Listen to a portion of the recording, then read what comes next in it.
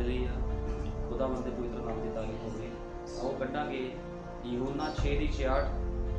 यूहन्ना 6:66 विच लिखिया है, यूहन्ना 6:66 विच लिखिया है, इस गल तो उसदे चेलियां विचों बहुते पिछां नूं फिर गए अते मुड़ उसदे नाल ना चले। उपरंत यीशु ने उन्हां 12 नूं आखिया कि तुसीं भी जाना चाहुंदे हो? शमौन पतरस ने उसनूं उत्तर दिता, प्रभु जी असीं किस दे कोल जाइए? सदीपक जीवन दीआं गल्लां तां तेरे कोल हन, और असां तां निश्चा कीती अते जाणिया है कि तू खुदा दा पवित्र पुरख है। यीशु ने उन्हां नूं अग्गेों आखिया कि मैं तुसां 12 नूं नहीं चुनिया?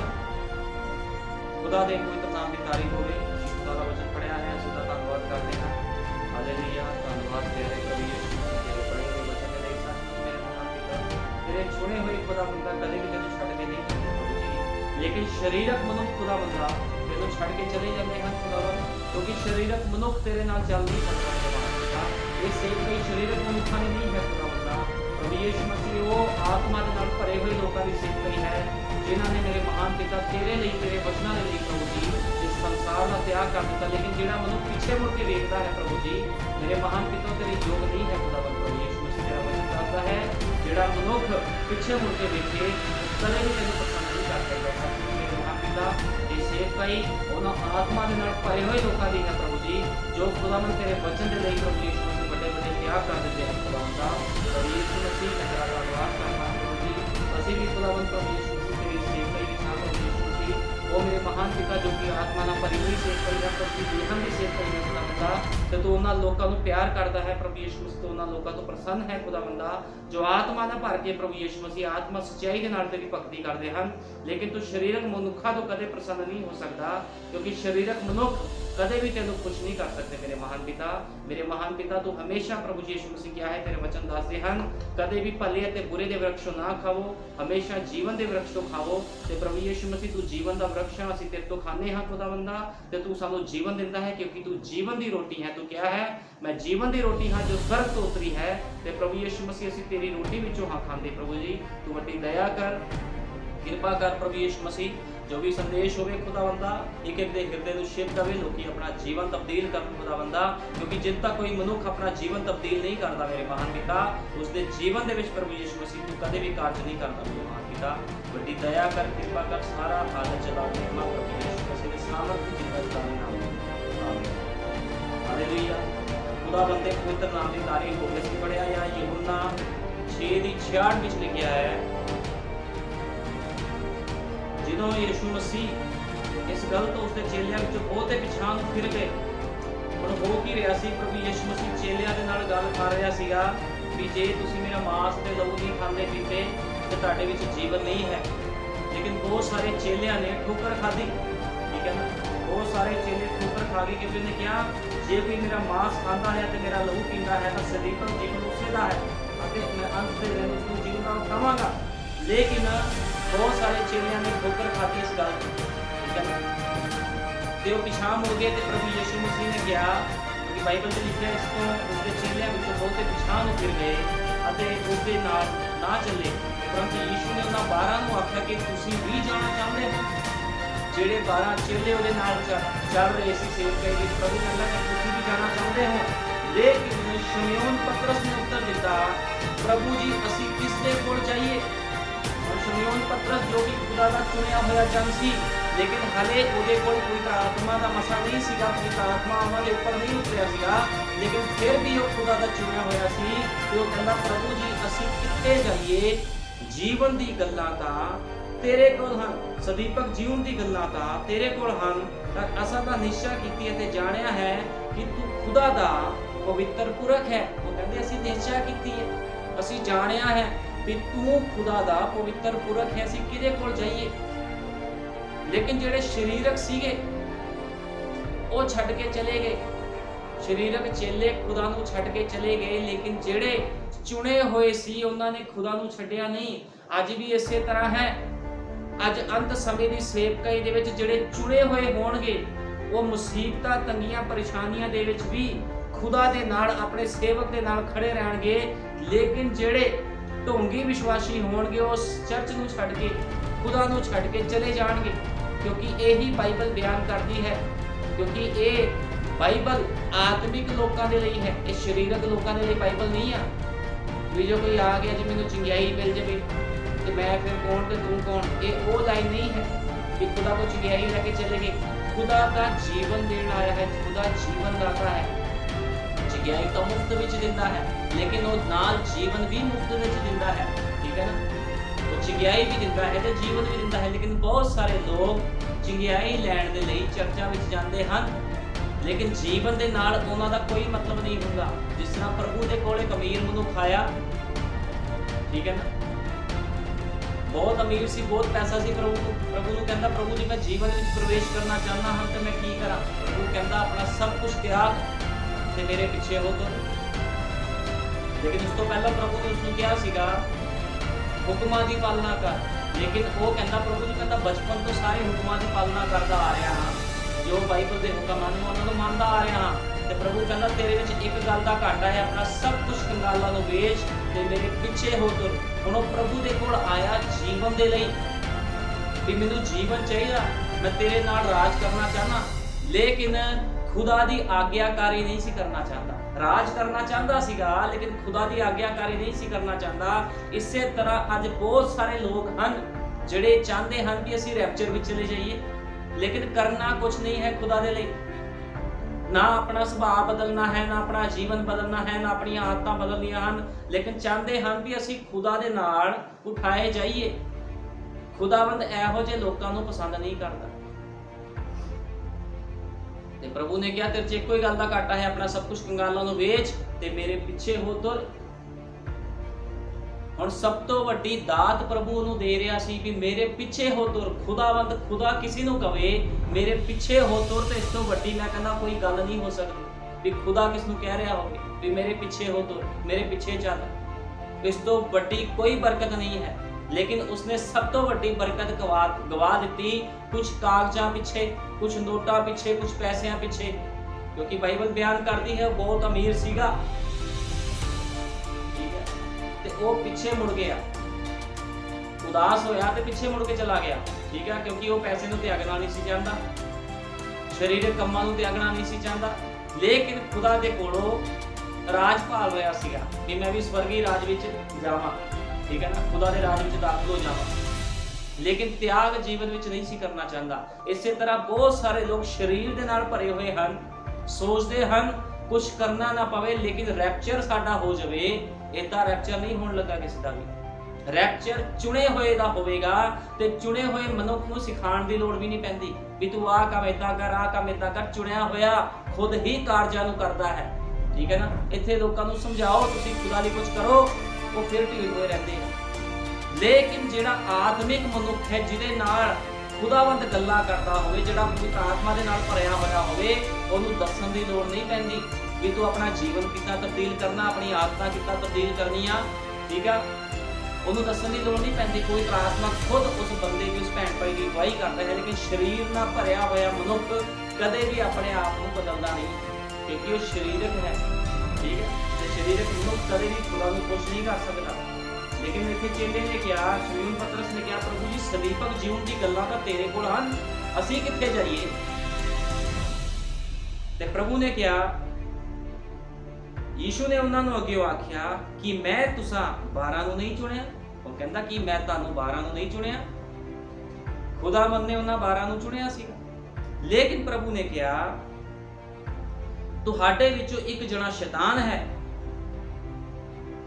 ਇਹ ਉਸਨੇ ਸ਼ਮੂਏਲ ਇਸਕਰਿਓਤੀ ਦੇ ਪੁੱਤਰ ਯਹੂਦਾ ਦੇ ਵਿਖੇ ਆਖਿਆ, ਕਿਉਂਕਿ ਉਹ ਉਸ ਨੂੰ ਫੜਾਉਣਾ ਚਾਹੁੰਦਾ ਅਤੇ ਉਹਨਾਂ 12 ਵਿੱਚੋਂ ਇੱਕ ਸੀ। ਹੁਣ ਪ੍ਰਭੂ ਨੂੰ ਵੀ ਪਤਾ ਸੀਗਾ ਵੀ ਇਹ ਮੈਨੂੰ ਫੜਾਉਣਾ ਚਾਹੁੰਦਾ ਹੈ, ਲੇਕਿਨ ਪ੍ਰਭੂ ਉਸ ਨੂੰ ਸਹਿਨ ਕਰ ਰਿਹਾ ਸੀਗਾ।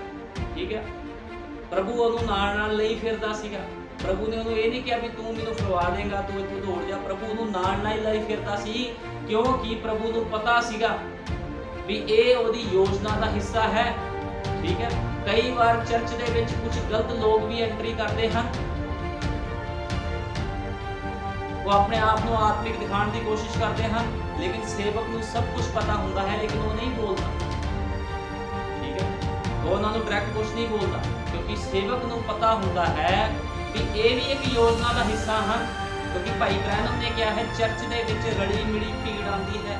ਤਿੰਨ ਤਰ੍ਹਾਂ ਦੇ ਲੋਕ ਆਉਂਦੇ ਹਨ, ਇੱਕ ਵਿਸ਼ਵਾਸੀ, ਇੱਕ ਅਵਿਸ਼ਵਾਸੀ ਤੇ ਢੋਂਗੀ ਵਿਸ਼ਵਾਸੀ, ਠੀਕ ਹੈ ਨਾ। ਲੇਕਿਨ ਰੈਪਚਰ ਵਿੱਚ ਕਿਹੜਾ ਜਾਵੇਗਾ? ਰਲੀ ਮਿਲੀ ਭੀੜ ਹੈ, ਲੇਕਿਨ ਰੈਪਚਰ ਵਿੱਚ ਕਿਹੜਾ ਜਾਵੇਗਾ? ਮੂਸਾ ਦੇ ਨਾਲ ਬਹੁਤ ਸਾਰੀ ਭੀੜ ਸੀਗੀ ਕਿ ਮੂਸਾ ਨੂੰ ਨਹੀਂ ਪਤਾ ਸੀਗਾ, ਕੁਝ ਲੋਕ ਉਹਦੇ ਖਿਲਾਫ ਸਨ, ਮੂਸਾ ਨੇ ਕਿਸ ਨੂੰ ਕੁਝ ਨਹੀਂ ਕਿਹਾ। ਲੇਕਿਨ ਜਦੋਂ ਸਮਾਂ ਆਇਆ ਤੇ ਵਾਅਦਾ ਕੀਤੀ ਹੋਈ ਧਰਤੀ ਤੇ ਸਿਰਫ ਯਹੋਸ਼ੂਆ ਤੇ ਕਲੇਬ ਹੀ ਪਹੁੰਚ ਪਾਏ, ਬਾਕੀ ਸਭ ਦੇ ਸਭ ਖੁਦਾ ਨੇ ਨਾਸ਼ ਕਰ ਦਿੱਤੇ। ਚੱਲਦੇ ਤਾਂ ਹਨ ਲੋਕ ਬਹੁਤ ਸਾਰੇ, ਚਰਚਾ ਵਿੱਚ ਆਉਂਦੇ ਹਨ, ਲੇਕਿਨ ਜਦੋਂ ਰੈਪਚਰ ਦੀ ਘੜੀ ਆਵੇਗੀ ਉਹੀ ਬੰਦਾ ਉਠਾਇਆ ਜਾਵੇਗਾ। ਭਾਵੇਂ ਚਰਚ ਵਿੱਚ ਸਾਰੇ ਇਕੱਠੇ ਹਨ, ਹਾਲੇਲੂਇਆ ਦੇ ਨਾਰੇ ਸਾਰੇ ਹੀ ਲਗਾ ਰਹੇ ਹਨ, ਲੇਕਿਨ ਰੈਪਚਰ ਵਿੱਚ ਉਹੀ ਉਠਾਇਆ ਜਾਵੇਗਾ ਜਿਹਦਾ ਨਾਮ ਖੁਦਾ ਨੇ ਇਸ ਜਗਤ ਦੀ ਨੀਂਹ ਧਰਨ ਤੋਂ ਪਹਿਲਾਂ ਜੀਵਨ ਦੀ ਪੋਥੀ ਵਿੱਚ ਲਿਖਿਆ। ਜਿਹੜੇ ਉਹਦੇ ਵਿਚਾਰਾਂ 'ਚ ਪਾਏ ਗਏ ਇਸ ਜਗਤ ਦੀ ਨੀਂਹ ਧਰਨ ਤੋਂ ਪਹਿਲਾਂ ਉਹੀ ਉਠਾਏ ਜਾਣਗੇ, ਲੇਕਿਨ ਸਰੀਰਕ ਮਨੁੱਖ ਰੈਪਚਰ ਵਿੱਚ ਉਠਾਇਆ ਨਹੀਂ ਜਾਵੇਗਾ। ਇਸ ਕਰਕੇ ਮੈਂ ਬਾਰ-ਬਾਰ ਸਮਝਾਉਂਦਾ ਹਾਂ, ਸਰੀਰ ਵਿੱਚੋਂ ਬਾਹਰ ਨਿਕਲੋ, ਸਰੀਰ ਵਿੱਚੋਂ ਬਾਹਰ ਨਿਕਲੋ। ਇਹ ਲਾਈਨ ਉਹ ਲਾਈਨ ਨਹੀਂ ਹੈ ਬਾਬੇ ਵਾਲੀ, ਆਏ ਘੰਟਾ ਵਜਾਇਆ ਤੇ ਚਲ ਗਏ। ਇਹ ਖੁਦਾਵੰਦ ਦੀ ਪਵਿੱਤਰ ਲਾਈਨ ਹੈ। ਇਸ ਲਾਈਨ ਵਿੱਚ ਚੱਲਣਾ ਹੈ, ਖੁਦਾ ਵਿੱਚ ਚੱਲਣਾ ਹੈ ਤੇ ਤੁਹਾਨੂੰ ਸਮਰਪਿਤ ਜੀਵਨ ਦੇ ਨਾਲ ਚੱਲਣਾ ਪਵੇਗਾ। ਅਸੀਂ ਬਾਈਬਲ 'ਚ ਸਟੋਰੀ ਪੜ੍ਹੀ ਹੈ, ਇੱਕ ਕਹਾਣੀ ਅਸੀਂ ਬਾਈਬਲ 'ਚ ਪੜ੍ਹੀ ਹੈ। ਇੱਕ ਅਮੀਰ ਮਨੁੱਖ ਸੀਗਾ, ਇੱਕ ਪਾਸੇ ਲਾਜ਼ਰ ਸੀਗਾ ਤੇ ਅਮੀਰ ਮਨੁੱਖ ਬਹੁਤ ਸਾਰਾ ਵਧੀਆ ਖਾਣਾ ਪੀਣਾ ਖਾਂਦਾ ਸੀਗਾ, ਲੇਕਿਨ ਜਦੋਂ ਨਰਕ ਵਿੱਚ ਗਿਆ ਤੇ ਪਾਣੀ ਦੀ ਬੂੰਦ ਨੂੰ ਵੀ ਤਰਸਦਾ ਸੀਗਾ, ਕਿਉਂਕਿ ਉਹ ਸਰੀਰ ਦੇ ਨਾਲ ਭਰਿਆ ਹੋਇਆ ਸੀਗਾ। ਲੇਕਿਨ ਲਾਜ਼ਰ ਨਾਮ ਦਾ ਇੱਕ ਮਨੁੱਖ ਜੋ ਕਿ ਖੁਦਾ ਦਾ ਭੈ ਖਾਂਦਾ ਸੀ, ਗਰੀਬੀ ਵਿੱਚ ਜੀਵਨ ਬਤੀਤ ਕੀਤਾ, ਲੇਕਿਨ ਜਦੋਂ ਉਹ ਵੀ ਇਸ ਧਰਤੀ ਤੋਂ ਕੂਚ ਕਰ ਗਿਆ ਤੇ ਇਬਰਾਹਿਮ ਦੀ ਗੋਦ ਵਿੱਚ ਚਲਾ ਗਿਆ। ਤੇ ਉਹੀ ਅਮੀਰ ਮਨੁੱਖ ਕਹਿੰਦਾ ਸੀ, हे ਮੇਰੇ ਪਿਤਾ ਇਬਰਾਹਿਮ, ਲਾਜ਼ਰ ਨੂੰ ਭੇਜ, ਆਪਣੀ ਉਂਗਲੀ ਗਿੱਲੀ ਕਰੇ ਤੇ ਮੇਰੇ ਮੂੰਹ ਦੇ ਵਿੱਚ ਉਂਗਲ ਪਾ ਕੇ ਤੇ ਮੇਰੀ ਜੀਭ ਨੂੰ ਠੰਡੀ ਕਰੇ। ਠੀਕ ਹੈ, ਤੇ ਅਸੀਂ ਦੇਖੋ ਕਿਸ ਤਰ੍ਹਾਂ ਇੱਕ ਸਰੀਰਕ ਮਨੁੱਖ ਸਰੀਰਕ ਕੰਮਾਂ ਦੇ ਵਿੱਚ ਇੰਨਾ ਉਲਝ ਜਾਂਦਾ ਹੈ, ਉਹ ਇਹ ਵੀ ਭੁੱਲ ਜਾਂਦਾ ਹੈ ਵੀ ਕਦੇ ਨਾ ਕਦੇ ਉਹਦਾ ਐਂਡ ਹੋਣਾ ਹੈ ਤੇ ਉਹਨੇ ਇਸ ਧਰਤੀ ਤੋਂ ਚਲਾਣਾ ਕਰ ਜਾਣਾ ਹੈ ਤੇ ਅੱਗੇ ਜਾ ਕੇ ਉਹਦੇ ਨਾਲ ਕੀ ਕੁਝ ਹੋਵੇਗਾ ਉਹ ਕੁਝ ਨਹੀਂ ਪਤਾ ਹੁੰਦਾ। ਠੀਕ ਹੈ, ਇਸ ਕਰਕੇ ਆਪਣੇ ਆਪ ਨੂੰ ਸਰੀਰਕ ਚੀਜ਼ਾਂ ਤੋਂ ਪਰੇ ਰੱਖੋ ਤੇ ਆਤਮਾ ਦੇ ਨਾਲ ਚੱਲਣ ਦੀ ਕੋਸ਼ਿਸ਼ ਕਰੋ, ਕਿਉਂਕਿ ਸਰੀਰਕ ਮਨਸ਼ਾ ਮੌਤ ਹੈ ਬਾਈਬਲ ਤਿਆਰ ਕਰਦੀ ਹੈ। ਠੀਕ ਹੈ ਨਾ, ਆਓ ਅਸੀਂ ਕੱਟਾਂਗੇ ਰੋਮੀਆਂ 8 ਦੇ ਆਏ, ਰੋਮੀਆਂ 8 ਦੇ ਆਏ ਵਿੱਚ ਲਿਖਿਆ ਹੈ, ਸੋ ਹੁਣ ਉਹਨਾਂ ਲਈ ਜਿਹੜੇ ਮਸੀਹ ਯਿਸੂ ਵਿੱਚ ਹਨ ਸਜ਼ਾ ਦਾ ਹੁਕਮ ਨਹੀਂ। ਹੁਣ ਬਾਈਬਲ 'ਚ ਲਿਖਿਆ ਹੈ, ਸੋ ਹੁਣ ਉਹਨਾਂ ਉੱਤੇ ਜਿਹੜੇ ਮਸੀਹ ਯਿਸੂ ਵਿੱਚ ਹਨ ਸਜ਼ਾ ਦਾ ਹੁਕਮ ਨਹੀਂ ਹੈ। ਜਿਹੜੇ ਮਸੀਹ ਯਿਸੂ ਦੇ ਵਿੱਚ ਹਨ ਉਹਨਾਂ ਤੇ ਕੋਈ ਵੀ ਸਜ਼ਾ ਦਾ ਹੁਕਮ ਨਹੀਂ। ਤੇ ਅੱਗੇ ਲਿਖਿਆ ਸੀ 5 ਅਧਿਆਇ ਵਿੱਚੋਂ ਪੜ੍ਹ ਲਵਾਂਗੇ, 8 ਦੀ 5 ਵਿੱਚੋਂ ਪੜਾਂਗੇ, ਜਦੋਂ ਰੋਮੀਆਂ 8 ਦੀ 5 ਵਿੱਚੋਂ ਪੜਾਂਗੇ, ਲਿਖਿਆ ਹੈ ਜਿਹੜੇ ਸਰੀਰਕ ਹਨ ਉਹ ਸਰੀਰ ਦੀਆਂ ਅਵਸਥਾ ਉੱਤੇ, ਪਰ ਜਿਹੜੇ ਆਤਮਕ ਹਨ ਉਹ ਆਤਮਾ ਦੀਆਂ ਅਵਸਥਾ ਉੱਤੇ ਮਨ ਲਾਉਂਦੇ ਹਨ। ਹੁਣ ਬਾਈਬਲ 'ਚ ਸਾਫ਼ ਲਿਖਿਆ ਜਿਹੜੇ ਸਰੀਰਕ ਹਨ ਉਹ ਸਰੀਰ ਦੀ ਅਵਸਥਾ ਉੱਤੇ ਮਨ ਲਾਉਂਦੇ ਹਨ। ਸਰੀਰਕ ਬੰਦਾ ਇਮੋਸ਼ਨਲ ਵੀ ਹੁੰਦਾ ਹੈ ਤੇ ਇਮੋਸ਼ਨਲ ਬੰਦੇ ਨੂੰ ਕਦੇ ਖੁਦਾ ਪਸੰਦ ਨਹੀਂ ਕਰਦਾ। ਮਸੀਹ ਲਾਈਨ ਮਸੀਹਤ ਦੇ ਵਿੱਚ ਇਮੋਸ਼ਨਲ ਬੰਦੇ ਦੀ ਕੋਈ ਐਂਟਰੀ ਨਹੀਂ ਹੈ। ਠੀਕ ਹੈ ਨਾ, ਇਮੋਸ਼ਨਲ ਬੰਦੇ ਦੀ ਕੋਈ ਐਂਟਰੀ ਨਹੀਂ ਆ। ਜਿਹੜਾ ਬੰਦਾ ਇਮੋਸ਼ਨਲ ਹੋਵੇ, ਸਰੀਰਕ ਹੋਵੇ, ਇਹ ਲਾਈਨ ਉਹਦੀ ਨਹੀਂ ਹੈ। ਠੀਕ ਹੈ ਨਾ, ਆਤਮਿਕ ਬੰਦਾ ਜਿਹੜਾ ਖੁਦਾ ਦੇ ਹੁਕਮਾਂ ਦੀ ਪਾਲਣਾ ਕਰਦਾ ਹੋਵੇ ਉਹੀ ਖੁਦਾ ਨੂੰ ਪਸੰਦ ਕਰ ਸਕਦਾ ਹੈ। ਲਿਖਿਆ ਹੈ ਜਿਹੜੇ ਸਰੀਰਕ ਹਨ ਉਹ ਸਰੀਰ ਦੀ ਅਵਸਥਾ ਉੱਤੇ, ਪਰ ਜਿਹੜੇ ਆਤਮਕ ਹਨ ਉਹ ਆਤਮਾ ਦੀ ਅਵਸਥਾ ਉੱਤੇ ਮਨ ਲਾਉਂਦੇ ਹਨ। ਕਿਉਂ ਜੋ ਸਰੀਰਕ ਮਨਸ਼ਾ ਮੌਤ ਹੈ। ਹੁਣ ਮੈਂ ਨਹੀਂ ਕਹਿ ਰਿਹਾ, ਬਾਈਬਲ 'ਚ ਲਿਖਿਆ ਜਿਹੜੇ ਬੰਦੇ ਸਰੀਰ ਦੇ ਨਾਲ ਬਹੁਤ ਚੱਲਦੇ ਆ ਉਹ ਮੌਤ ਵਿੱਚ ਚੱਲ ਰਹੇ ਆ। ਤੁਸੀਂ ਦੇਖਿਆ ਹੋਣਾ ਧਰਤੀ ਤੇ ਕਿੱਦਾਂ ਲੋਕ ਸਰੀਰ ਦੇ ਨਾਲ ਚੱਲਦੇ ਹਨ, ਸਰੀਰ ਵਿੱਚੋਂ ਬਾਹਰ ਹੀ ਨਹੀਂ ਨਿਕਲਦੇ ਲੋਕ। ਕਿਸੇ ਨੂੰ ਘਰ ਦੀ ਚਿੰਤਾ ਹੈ, ਕਿਸ ਨੂੰ ਪੈਸਿਆਂ ਦੀ ਚਿੰਤਾ ਹੈ, ਕਿਸ ਨੂੰ ਬੱਚਿਆਂ ਦੀ ਚਿੰਤਾ ਹੈ। ਠੀਕ ਹੈ, शरीर विच ही बड़े आ, किस नूं रिश्तेदारां दी चिंता, रिश्तेदारी छोड़ के कईयां नूं, ठीक है। साफ लिखिया है जिहड़े शरीरक हन वो शरीर दी वसतां उत्ते, पर जिहड़े आत्मक हन आत्मक दी वसतां उत्ते मन लाउंदे हन। क्योंकि शरीरक मनशा मौत है, पर आत्मक मनशा जीवन अते शांति है। शरीरक मनशा की है, जे कोई बंदा शरीरक है ते वो मौत दे विच चल रहा है, लेकिन जिहड़ा आत्मक मनशा जीवन अते शांति है, जिहड़ा आत्मा दे नाल चल रहा है, उहदे जीवन दे विच शांति बनी रहंदी है। क्योंकि शांति दा दाता प्रभु यीशु मसीह उन्हां दे जीवन दे विच हुंदा है। लेकिन शरीरक बंदा चिंता विच पिया रहिंदा है, घर दी चिंता, बच्चियां दी चिंता है, रोटी पानी दी चिंता कर, मतलब कादी चिंता नूं पई रहिंदी, रिश्तेदारियां दी चिंता, ओहदा विआह आ गया उत्थे जाना, ये करना, वो मर गया इत्थे, वो उलझिया रहिंदा है। ते बाइबल साफ बयान करती है शरीरक मनशा मौत है, वो मौत दे विच चली जांदा है, लेकिन आत्मक मनशा जीवन अते शांति है। इसलिए जो शरीरक मनशा खुदा नाल वैर है, हुण बाइबल 'च लिखिआ शरीरक मनशा खुदा दे नाल वैर आ। जिहड़ा बंदा शरीरक है वो खुदा दा वैरी आ। पर लोग कहंदे लै जी असीं रिश्तेदारी छड्ड दईए, असीं पैसा धेला छड्ड दईए, ते प्रभु कहंदा है साफ लिखिआ जिहड़े शरीरक हन वो खुदा नूं प्रसन्न नहीं कर सकदे। साफ खुदावंद कह रहा है, खुदा दा वचन साफ कह रहा है शरीरक मनशा खुदा नाल वैर है, क्यों जो वो खुदा दी शरह दे अधीन नहीं अते ना ही हो सकती है। पर जिहड़े शरीरक हन वो खुदा नूं प्रसन्न नहीं कर सकते। शरीरक बंदा खुदा नूं प्रसन्न नहीं कर सकता कदे भी। जिन्ना मर्जी कोई चर्च विच आवे, हालेलुया दे नारे लगावे, जे वो बंदा शरीरक है खुदा नूं कदे प्रसन्न नहीं कर सकता। ठीक है, बाइबल 'च साफ बयान कीता है।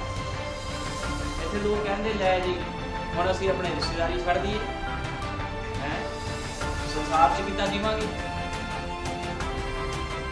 ते एलियन भी कहंदा है या तां बाल दी उपासना या फिर खुदावंद मेरे खुदा दी उपासना करो। या तो संसार की उपासना कर लो, रिश्तेदारां दी उपासना कर लो, पैसे की उपासना कर लो, या फिर खुदा दी उपासना।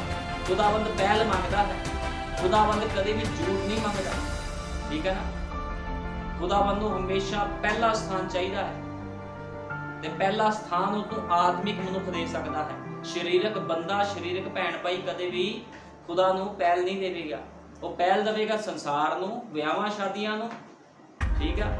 किते कोई मर गया उत्थे जाना है जी, संडे चर्च नहीं आना, ये शरीरक मनशा है, ते शरीरक मनशा मौत है, ठीक है ना। खुदावंद कदे भी बज नहीं लैंदा। बाइबल 'च साफ लिखिया है बज तो रहीत तुस चढ़ाना है जो चढ़ाना है। लेकिन अज असीं वेखदे हां लोग बज चढ़ाउण दी कोशिश करते हैं। खुदावंद बज नहीं लैंदा। बज दा मतलब हुंदा है खुदावंद झूठ नहीं लैंदा कदे भी, ठीक है। खुदावंद नूं हिरदे तो जो चाहिदा है खुदावंद हिरदे तो लैंदा है, ठीक है ना। जो बंदा हिरदे तो उसनूं दिंदा है खुदावंद ओदी भेंट नूं स्वीकार करदा है। लेकिन जे कोई बज चढ़ाउंदा है खुदा नूं ते खुदा ਉਹਨੂੰ एक्सेप्ट नहीं करदा। कैन खुदा नूं बज चढ़ाउण गया सीगा, ठीक है ना, ते खुदा ने ਉਹਦੀ भेंट स्वीकार नहीं कीती। खुदा बज नूं स्वीकार नहीं करदा। लेकिन ਜਦੋਂ हाबल ने खुदा नूं भेंट चढ़ाई ते खुदा ने हाबल दी भेंट नूं स्वीकार कीता, क्योंकि हाबल खुदा दे प्रकाशन दे नाल उसनूं चढ़ा रिहा सीगा। खुदावंद प्रकाशन दे नाल उस भेंट नूं स्वीकार कर रिहा सीगा। लेकिन कैन दी भेंट बिना प्रकाशन तो सी, क्योंकि वो अपने पिता शैतान तो सी, शरीरक मनुष्य सीगा, इस करके खुदा ने उसदी भेंट को स्वीकार नहीं कीता, ठीक है। इस करके जिहड़ा बंदा शरीरक है, मैं खुल के बोलदा, जिहड़ा बंदा शरीरक है वो अपने पिता शैतान तो है, क्योंकि शरीरक बंदा शैतान हुंदा है, ठीक है। जो पतरस पवित्र आत्मा दे नाल नहीं सी भरिया ते प्रभु दे कोल आया, इमोशनल हो गया, कहता प्रभु जी तेरे नाल कदे भी इस तरह ना होवे।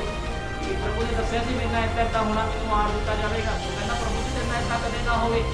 लेकिन पतरस नूं की किया खुदावंद ने, प्रभु यीशु मसीह ने, यहोवा ने की किया, उसने कहा शैतान मेरे तो पीछे हट।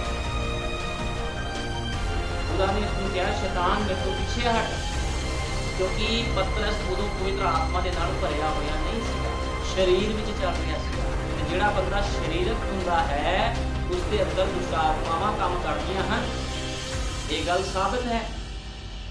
लेकिन जो पतरस के अंदर पेंतेकोस्त के दिन पवित्र आत्मा आया ते बड़े बड़े शैतान उस तो पीछे भजे। इस करके शरीरक बंदे नूं खुदा पसंद नहीं करता। शरीरक हो गया, इमोशनल बंदा हो गया, इहो जिहे लोकां नूं खुदा कदे पसंद नहीं करता। पर तुसी शरीरक नहीं सगों आत्मिक हो, पर तदे जे खुदा दा आत्मा तुहाडे विच वसदा होवे, परंतु जिस दे विच मसीह दा आत्मा नहीं सो उसदा नहीं। बाइबल च साफ लिखिया है, ठीक है ना। कहता जे खुदा दा आत्मा तुहाडे विच वसदा होवे ते तुसी आत्मिक हो, लेकिन जे तुहाडे विच खुदा दा आत्मा नहीं वसदा, लिखिया है पर तुसी शरीरक नहीं सको आत्मिक हो, पर तदे जे खुदा दा आत्मा तुहाडे विच वसदा होवे, परंतु जिस दे विच मसीह दा आत्मा नहीं ओ उसदा नहीं। जे तुहाडे अंदर मसीह दा आत्मा नहीं है, तुहाडे कोल पवित्र आत्मा नहीं है, तुसी ओदे नहीं हो, तुसी भुलेखे विच बैठे हो। फिर बहुत सारे लोग सोचते हो शायद चर्च विच जा रहे हैं किते एवें रैप्चर हो जाएगा, हैं असि गलतियां भी करी जावांगे, शरीर च भी चली जावांगे, लेकिन तुहानूं दस्सिया जिद्दां छाननी लगनी है ते उस छाननी विचों निकलना औखा हो जाना है। खुदा दी छाननी विचों निकलना एक बंदे लई बहुत औखा हो जाता है। ते खुदावंद साफ कह रहा जिस दे विच मसीह दा आत्मा नहीं वो उसदा नहीं है। जे मसीह दा आत्मा तुहाडे विच नहीं है ते तुसी ओदे नहीं हो। इस करके अपने अपने जीवन दी हरेक बंदा जांच करे, भुलेखे विच ना बैठा रहे कि टाइम पास करी जा रहे हैं जी असीं, हैं। प्रभु बदलाव चाहता है, तुहाडे सुभाव बदलने चाहिए हैं, तुहाडीआं आदतां बदलनियां चाहिए हैं जे तुहाडे अंदर पवित्र आत्मा है, ठीक है। लेकिन जे साडे अंदर वही सुभाव है पुराना, असीं अपना सुभाव ही नहीं बदलते, ते तुहाडे अंदर किहड़ा आत्मा है? फिर तुहाडे अंदर कोई भी आत्मा नहीं है खुदा दा। फिर वो शैतान दा आत्मा हो सकता है जिहड़ा तुहाडे सुभाव नूं बदलने दे रिहा, तुहाडी आत्मा नूं बदलने दे रिहा, तुहाडे जीवन 'च कोई नवां काम नहीं हो पा रिहा ते तुसीं नवीं सृष्टि नहीं होगे, ठीक है ना। क्योंकि भाई ब्रैनम ने क्या है, जिहड़ा मनुख पवित्र आत्मा दे नाल भर जांदा है वो नवीं सृष्टि है, ठीक है ना।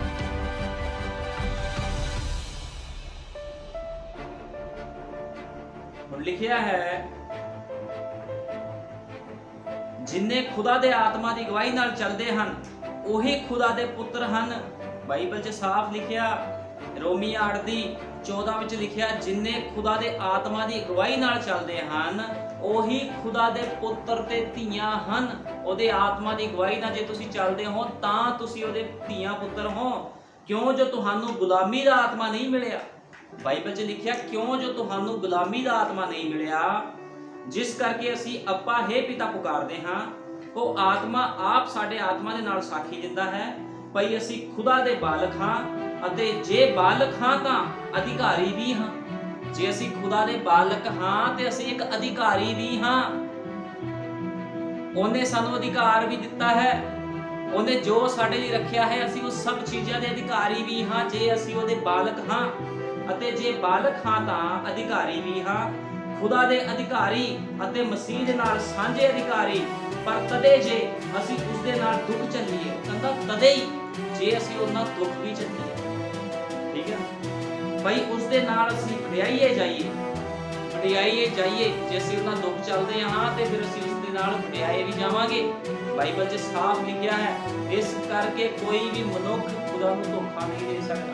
खुदावंद जानता है किहड़ा शरीरक है किहड़ा आत्मिक है, क्योंकि आत्मिक मनुख हमेशा खुदा नूं पहल दिंदा, लेकिन शरीरक मनुख की करदा, वो कहूगा नहीं खुदा दे काम तां चली जाने आ, मैं ठेका नहीं लिया कल्ले ने खुदा दे काम दा। लेकिन आत्मिक मनुख कहंदा है मैनूं खुदा ने चुनिया है। यहोशुआ कलेब जो मूसा दे नाल चल रहे सीगे, उन्हां ने ये नहीं कहा मूसा ने कि असीं ठेका ले लिया आत्मा विच चलण दा, बाकी नहीं चल रहे असीं कोई चलीए। लेकिन चुने कौन गए सीगे? भाई ब्रैनम ने कहा चुने यहोशुआ ते कलेब गए सीगे, ठीक है।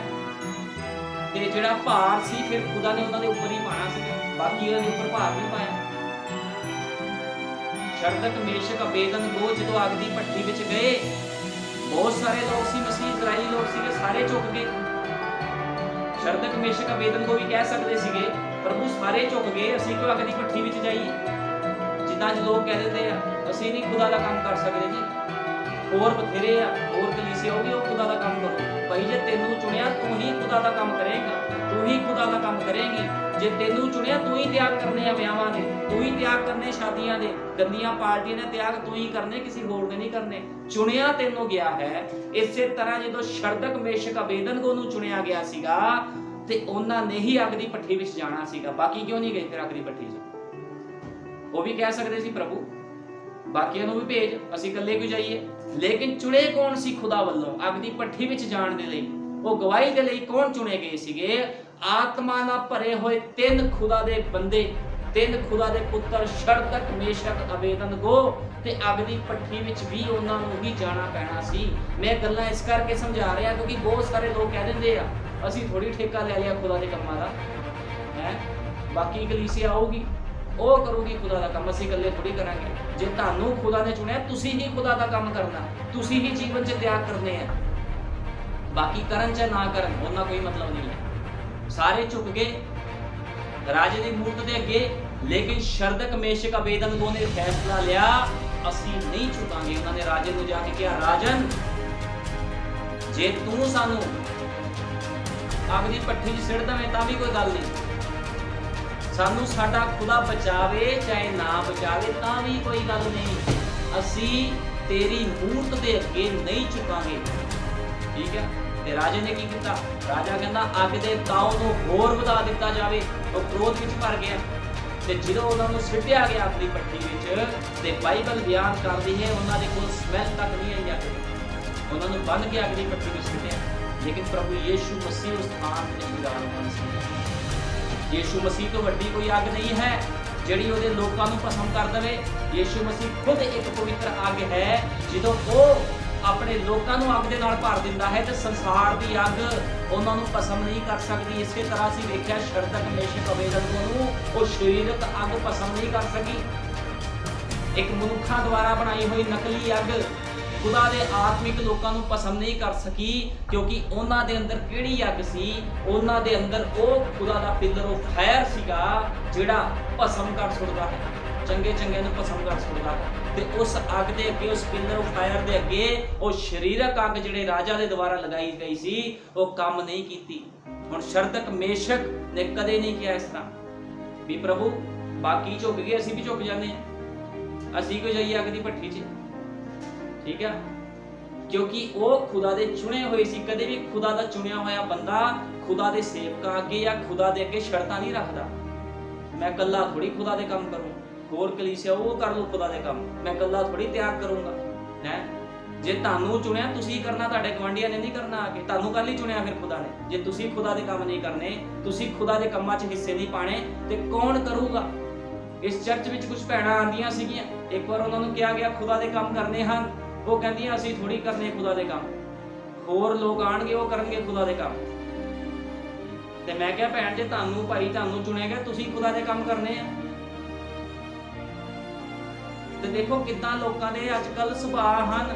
ਸਰੀਰ ਨਾਲ ਭਰੇ ਹੋਏ ਲੋਕ ਵਚਨ ਨੂੰ ਸਮਝਦੇ ਨਹੀਂ ਹੈ ਵਚਨ ਕੀ ਹੈ, ਲੇਕਿਨ ਆਤਮਾ ਨਾਲ ਭਰੇ ਹੋਏ ਜਿਹੜੇ ਲੋਕ ਹੁੰਦੇ ਹਨ ਉਹਨਾਂ ਨੂੰ ਨਫੇ ਨੁਕਸਾਨ ਦਾ ਕੋਈ ਮਤਲਬ ਨਹੀਂ ਹੁੰਦਾ।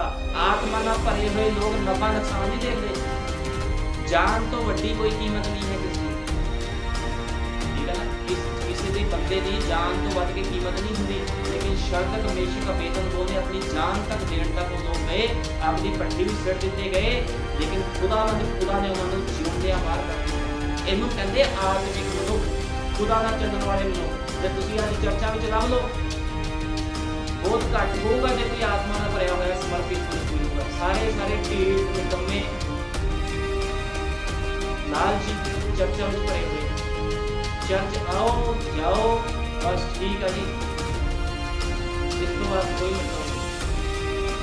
ਖੁਦਾਵੰਦ ਸਮਰਪਿਤ ਜੀਵਨ ਚਾਹੁੰਦਾ ਹੈ, ਕਿਉਂਕਿ ਖੁਦਾਵੰਦ ਨੇ ਆਪਣੇ ਆਪ ਨੂੰ ਸਮਰਪਿਤ ਕੀਤਾ ਤੇ ਖੁਦਾਵੰਦ ਦੇ ਚੇਲਿਆਂ ਨੇ ਵੀ ਆਪਣੇ ਆਪ ਨੂੰ ਜਦੋਂ ਪਵਿੱਤਰ ਆਤਮਾ ਦੇ ਨਾਲ ਭਰ ਗਏ ਉਹਨਾਂ ਨੇ ਆਪਣੇ ਆਪ ਨੂੰ ਸਮਰਪਿਤ ਕਰ ਦਿੱਤਾ। ਆਰਿਆਂ ਨਾਲ ਵੱਟੇ ਗਏ, ਗਰਮ ਕੜਾਹਿਆਂ ਵਿੱਚ ਤੇਲ ਦੇ ਕੜਾਹਿਆਂ ਵਿੱਚ ਪਾ ਦਿੱਤੇ ਗਏ। ਠੀਕ ਹੈ ਨਾ, ਗਰਦਨਾਂ ਕਟਾ ਲਈਆਂ, ਲੇਕਿਨ ਵਚਨ ਤੋਂ ਕਦੇ ਪਿੱਛੇ ਨਹੀਂ ਹਟੇ। ਇਹਨੂੰ ਕਹਿੰਦੇ ਆਤਮਿਕ ਮਨੁੱਖ। ਤੇ ਅੱਜ ਕਿੱਦਾਂ ਲੋਕ ਕਹਿ ਦਿੰਦੇ ਆ ਸਾਡਾ ਰੈਪਚਰ ਹੋ ਜਾਵੇ। ਮੈਂ ਤਾਂ ਹੈਰਾਨ ਹੁੰਨਾ ਕਈ ਵਾਰੀ, ਲੋਕੀ ਪਤਾ ਨਹੀਂ ਕੀ ਲੋਕਾਂ ਦੇ ਅੰਦਰ ਭਰ ਦਿੱਤਾ ਪਾਸਟਰਾਂ ਨੇ। ਲੋਕੀ ਕਹਿੰਦੇ ਆ ਸਾਡਾ ਰੈਪਚਰ ਹੋ ਜਾਊਗਾ। ਕਿੱਦਾਂ ਰੈਪਚਰ ਹੋ ਜਾਊਗਾ ਭੈਣ ਭਾਈ? ਤੇਰਾ ਜੀਵਨ ਹੀ ਨਹੀਂ ਸਹੀ, ਤੇਰਾ ਜੀਵਨ ਵਚਨ ਦੇ ਅਨੁਸਾਰ ਹੈ ਹੀ ਨਹੀਂ। ਵਚਨ ਦਾ ਤੁਹਾਨੂੰ ਕੂੜਾ ਐੜਾ ਨਹੀਂ ਪਤਾ, ਤੁਸੀਂ ਕਹਿੰਦੇ ਸਾਡਾ ਰੈਪਚਰ ਹੋ ਜਾਊਗਾ, ਗੱਲਾਂ ਦਾ ਰੈਪਚਰ ਹੋ ਜਾਊਗਾ। ਇਦਾਂ ਰੈਪਚਰ ਨਹੀਂ ਹੋਣ ਲੱਗਾ।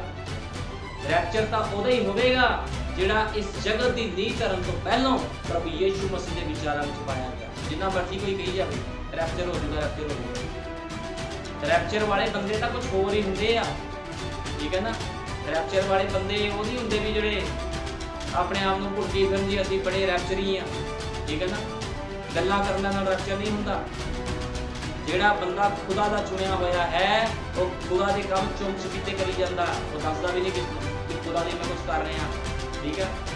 ਆਤਮਿਕ ਬੰਦਾ ਰੋਲਾ ਨਹੀਂ ਪਾਉਂਦਾ ਮੈਂ ਆਤਮਿਕ ਆ, ਮੈਂ ਆਤਮਿਕ ਆ, ਮੇਰਾ ਰੈਪਚਰ ਹੋ ਜਾਣਾ ਹੈ, ਠੀਕ ਹੈ। ਆਤਮਿਕ ਬੰਦਾ ਚੁੱਪਚਾਪ ਖੁਦਾ ਦੀ ਉਪਾਸਨਾ ਕਰਦਾ, ਵਚਨ ਤੇ ਚੱਲਦਾ ਤੇ ਦੁਨੀਆ ਨੂੰ ਆਪਣੇ ਵਚਨ ਦੀ ਤਲਵਾਰ ਦੇ ਨਾਲ ਕੱਟੀ ਜਾਂਦਾ। ਇਹਨੂੰ ਕਹਿੰਦੇ ਆਤਮਿਕ ਲੋਕ। ਲੇਕਿਨ ਸਰੀਰ ਨਾਲ ਭਰੇ ਹੋਏ ਲੋਕ ਰੈਪਚਰ ਦੀ ਆਸਾ ਰੱਖ ਰਹੇ ਹਨ, ਕਿਉਂਕਿ ਉਹਨਾਂ ਦਾ ਪਾਸਟਰ ਨਹੀਂ ਸਿਖਾਉਂਦੇ ਉਹਨਾਂ ਵੀ ਭਾਈ ਤੁਹਾਡਾ ਰੈਪਚਰ ਹੋਵੇਗਾ ਕਿੱਦਾਂ। ਜੀਵਨ ਦਾ ਤੁਹਾਡਾ ਸਹੀ ਨਹੀਂ, ਗੱਲਾਂ ਨਾਲ ਥੋੜੀ ਰੈਪਚਰ ਹੋ ਜਾਊਗਾ। ਲੇਕਿਨ ਇੱਥੇ ਵਚਨ ਦੀ ਡਾਂਗ ਫਿਰਦੀ ਆ। ਇੱਥੇ ਸਾਫ਼ ਕਿਹਾ ਜਾਂਦਾ ਭਾਈ ਭੈਣ ਆਪਣੇ ਜੀਵਨ ਨੂੰ ਸੁਧਾਰ ਲਓ ਜੇ ਕੁਝ ਪ੍ਰਾਪਤ ਕਰਨਾ ਹੈ।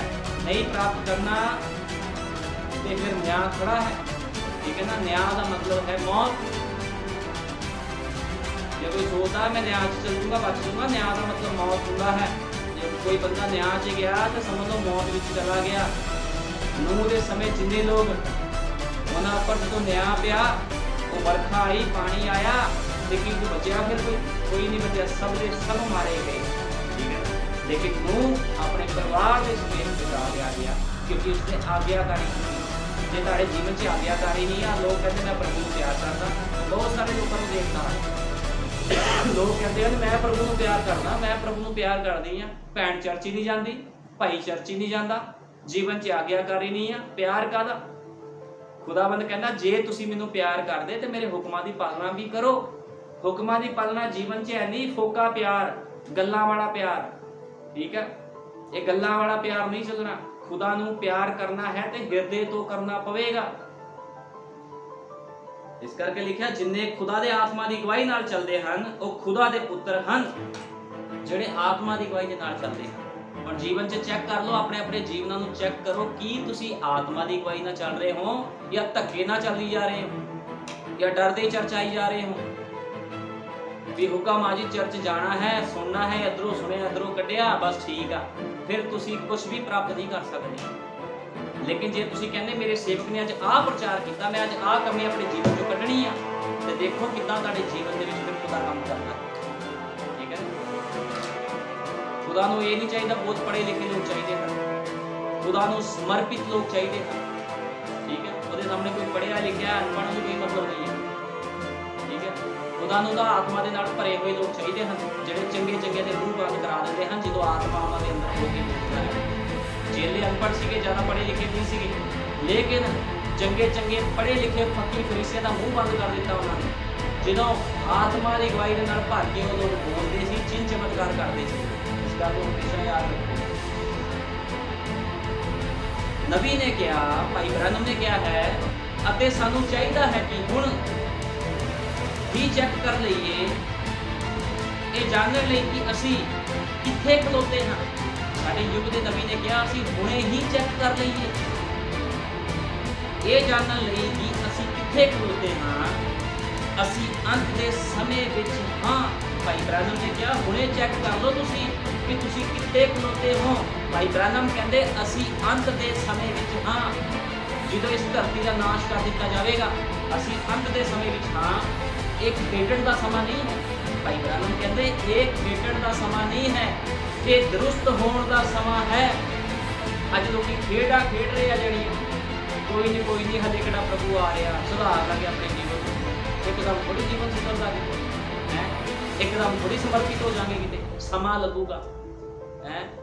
ਤੇ ਭਾਈ ਬ੍ਰਹਨਮ ਕਹਿੰਦੇ ਅਤੇ ਸਾਨੂੰ ਚਾਹੀਦਾ ਹੈ ਕਿ ਹੁਣ ਅਸੀਂ ਚੈੱਕ ਕਰ ਲਈਏ, ਇਹ ਜਾਣਨ ਲਈ ਕਿ ਅਸੀਂ ਕਿੱਥੇ ਖਲੋਤੇ ਹਾਂ, ਅਸੀਂ ਅੰਤ ਦੇ ਸਮੇਂ ਵਿੱਚ ਹਾਂ। ਇਹ ਖੇਡਣ ਦਾ ਸਮਾਂ ਨਹੀਂ ਹੈ, ਇਹ ਦਰੁਸਤ ਹੋਣ ਦਾ ਸਮਾਂ ਹੈ। ਇਹ ਖੇਡਣ ਦਾ ਸਮਾਂ ਨਹੀਂ ਵੀ ਖੇਡਾਂ ਖੇਡੀ ਜਾਓ। ਭਾਈ ਬ੍ਰਾਹਨਮ ਕਹਿੰਦੇ ਦਰੁਸਤ ਹੋਣ ਦਾ ਸਮਾਂ ਹੈ ਅਤੇ ਯਕੀਨੀ ਬਣਾਓ ਕਿ ਤੁਸੀਂ ਦਰੁਸਤ ਹੋ। ਭਾਈ ਬ੍ਰਾਹਨਮ ਕਹਿੰਦੇ ਯਕੀਨੀ ਬਣਾਓ ਇਸ ਗੱਲ ਨੂੰ ਵੀ ਤੁਸੀਂ ਦਰੁਸਤ ਹੋ। ਭਾਈ ਬ੍ਰਾਹਨਮ ਨੇ ਕਿਹਾ ਜੇ ਤੁਸੀਂ ਕਿਤੇ ਘਰ ਦਾ ਸਮਾਨ ਲੈਣ ਲਈ ਗਏ ਹੁੰਦੇ ਹੋ, ਭਾਈ ਬ੍ਰਾਹਨਮ ਕਹਿੰਦੇ ਜੇ ਤੁਸੀਂ ਕਿਤੇ ਘਰ ਦਾ ਸਮਾਨ ਲੈਣ ਲਈ ਗਏ ਹੋ ਜਾਂ ਰੈਸਟੋਰੈਂਟ ਨੂੰ ਗਏ ਹੁੰਦੇ ਅਤੇ ਤੁਸੀਂ ਇੱਕ ਪਿਆਲਾ ਸੂਪ ਦਾ ਖਰੀਦ ਲੈਂਦੇ। ਭਾਈ ਬ੍ਰਾਹਨਮ ਕਹਿੰਦੇ ਹੋ ਸਕਦਾ ਕਦੇ ਤੁਸੀਂ ਸਮਾਨ ਲੈਣ ਗਏ ਹੋ ਜਾਂ ਕਿਸੇ ਰੈਸਟੋਰੈਂਟ ਵਿੱਚ ਗਏ ਹੋ, ਤੁਸੀਂ ਇੱਕ ਸੂਪ ਦਾ ਪਿਆਲਾ ਖਰੀਦ ਲੈਂਦੇ ਅਤੇ ਉਸ ਦੇ ਅੰਦਰ ਇੱਕ ਮੱਖੀ ਹੁੰਦੀ। ਹੁਣ ਭਾਈ ਬ੍ਰਾਹਨਮ ਕਹਿੰਦੇ ਤੁਸੀਂ ਇੱਕ ਸੂਪ ਦਾ ਪਿਆਲਾ ਖਰੀਦ ਲਓ, ਰੈਸਟੋਰੈਂਟ ਵਿੱਚ ਗਏ ਹੋ, ਹੋਟਲ ਵਿੱਚ ਗਏ ਹੋ, ਤੁਸੀਂ ਕਹਿਣਾ ਜੀ ਮੈਂ ਸੂਪ ਪੀਣਾ, ਸੂਪ ਦੇ ਵਿੱਚ ਹੋਵੇ ਮੱਖੀ, ਤੁਸੀਂ ਇਸ ਨੂੰ ਵਾਪਸ ਕਰ ਦਿੰਦੇ ਹੋ। ਕਿਉਂ ਵਾਪਸ ਕਰ ਦਿੰਦੇ ਹੋ ਤੁਸੀਂ? ਭਾਈ ਬ੍ਰਾਹਨਮ ਕਹਿੰਦੇ ਤੁਸੀਂ ਇਹਨੂੰ ਵਾਪਸ ਕਰਦੇ ਕਿਉਂਕਿ ਤੁਹਾਨੂੰ ਪਤਾ ਮੱਖੀ ਵਾਲਾ ਸੂਪ ਪੀ ਲਿਆ ਤੇ ਸਿਹਤ ਖਰਾਬ ਹੋ ਜਾਵੇਗੀ, ਪੇਟ ਖਰਾਬ ਹੋ ਜਾਵੇਗਾ, ਹੈਜ਼ਾ ਹੋ ਸਕਦਾ ਹੈ, ਇਨਫੈਕਸ਼ਨ ਹੋ ਸਕਦੀ ਹੈ, ਤੁਹਾਨੂੰ ਉਲਟੀਆਂ ਟੱਟੀਆਂ ਲੱਗ ਸਕਦੀਆਂ ਹਨ, ਲੂਜ਼ ਮੋਸ਼ਨ ਲੱਗ ਸਕਦੇ ਹਨ। ਠੀਕ ਹੈ ਨਾ? ਤੁਸੀਂ ਉਸ ਨੂੰ ਵਾਪਸ ਕਰ ਦਿੰਦੇ ਹੋ। ਤੁਸੀਂ ਯਕੀਨੀ ਬਣਾਉਂਦੇ ਹੋ ਕਿ ਇਹ ਨਹੀਂ ਲੈਣਾ, ਤੁਸੀਂ ਯਕੀਨੀ ਬਣਾਉਂਦੇ ਹੋ ਨਾ ਇਸ ਗੱਲ ਨੂੰ ਵੀ ਮੈਂ ਇਹ ਚੀਜ਼ ਨਹੀਂ ਲੈਣੀ, ਇਹ ਚੀਜ਼ ਗਲਤ ਹੈ। ਤੁਸੀਂ ਕਹਿੰਦੇ ਇਹ ਚੀਜ਼ ਗਲਤ ਹੈ, ਮੈਂ ਇਸ ਚੀਜ਼ ਨੂੰ ਨਹੀਂ ਲੈਣਾ, ਮੇਰੀ ਸਿਹਤ ਖਰਾਬ ਹੋ ਜਾਵੇਗੀ। ਤੁਸੀਂ ਧਿਆਨ ਨਾਲ ਦੇਖ ਰਹੇ ਹੋ ਕਿ ਤੁਸੀਂ ਇਹ ਦੇਹੀ ਵਿੱਚ ਕੀ ਲੈ ਰਹੇ ਹੋ, ਪਰ ਤੁਸੀਂ ਪ੍ਰਾਣ ਅੰਦਰ ਕੁਝ ਵੀ ਲੈ ਸਕਦੇ ਹੋ, ਕੁਝ ਵੀ ਲੈ ਲਵੋਗੇ, ਕੋਈ ਮਾਮਲਾ ਨਹੀਂ। ਇਹ ਕੀ ਚੀਜ਼ ਹੈ? ਕਿਸੇ ਵੀ ਪ੍ਰਕਾਰ ਦੇ ਅਕੀਦੇ ਜਾਂ ਇੱਕ ਤਾਲੀਮ ਨੂੰ, ਪਰ ਤੁਹਾਡੇ ਲਈ ਬਿਹਤਰ ਹੋਵੇਗਾ ਕਿ ਖੁਦਾ ਦੇ ਸ਼ੁੱਧ ਖਾਲਸ ਵਚਨ ਨਾਲ ਜਾਂਚ ਕਰ ਲੈਣੀ ਅਤੇ ਦੇਖ ਲੈਣਾ ਕਿ ਤੁਸੀਂ ਵਾਕਈ ਹੀ ਠੀਕ ਕਿਸਮ ਵਿੱਚ ਹੋ ਜਾਂ ਨਹੀਂ। ਹੁਣ ਕਈ ਵਾਰ ਕੁਝ ਮਨੁੱਖ ਕੀ ਕਰਦੇ ਹਨ, ਮੱਖੀ ਦੇਖੀ ਆ ਤੇ ਚੀਜ਼ ਵਾਪਸ ਕਰਦੇ ਜੀ ਮੈਂ ਨਹੀਂ ਖਾਣਾ, ਲੇਕਿਨ ਤੁਸੀਂ ਆਪਣੇ ਆਤਮਿਕ ਜੀਵਨ ਨੂੰ ਖਰਾਬ ਕਰਦੇ ਹੋ। ਤੁਸੀਂ ਕਿਸ ਤੋਂ ਕੁਝ ਵੀ ਗਲਤ ਚੀਜ਼ ਐਕਸੈਪਟ ਕਰ ਲੈਂਦੇ ਹੋ, ਗਲਤ ਅਕੀਦੇ ਐਕਸੈਪਟ ਕਰ ਲੈਂਦੇ ਹੋ, ਸਰੀਰਕ ਗੱਲਾਂ ਨੂੰ ਐਕਸੈਪਟ ਕਰ ਲੈਂਦੇ ਹੋ, ਤੇ ਕੀ ਤੁਹਾਡੇ ਆਤਮਿਕ ਲੈਵਲ ਨੂੰ ਉਹ ਚੀਜ਼ਾਂ ਖਰਾਬ ਨਹੀਂ ਕਰਨਗੀਆਂ?